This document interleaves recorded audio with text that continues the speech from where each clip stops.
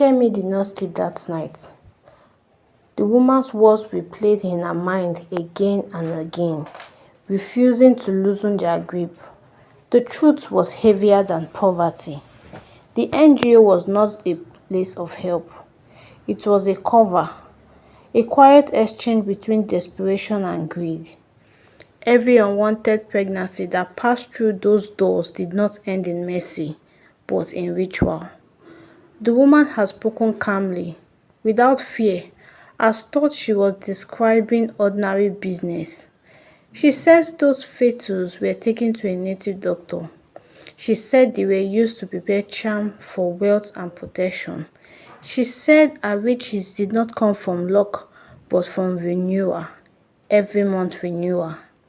Kemi's stomach turned. She asked the question she had been afraid to voice. What happened to the women? The woman smiled and said nothing. She said nothing happened. She said they live healed and unaware.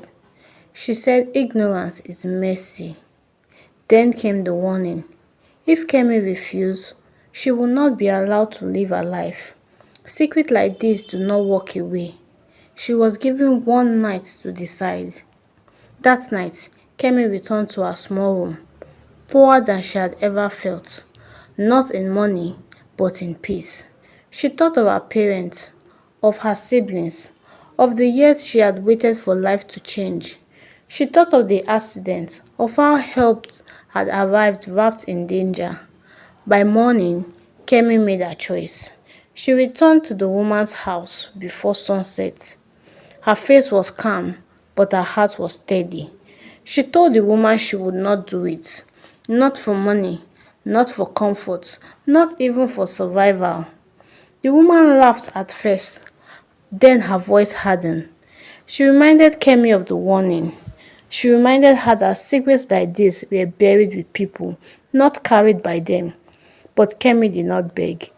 She said that some poverty is better than cursed wealth, that some hunger is better than blood on the hand, and that if her life must end, it must not be in the service of darkness. Something changed in the room. The woman studied her for a long time, then waved her away. She told Kemi to leave Abuja before nightfall and never return. Kemi did not wait. Months passed.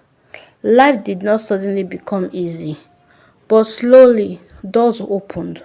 A teaching hospital called, a junior role, a modest salary, honest work. It was not luxury, but it was clean.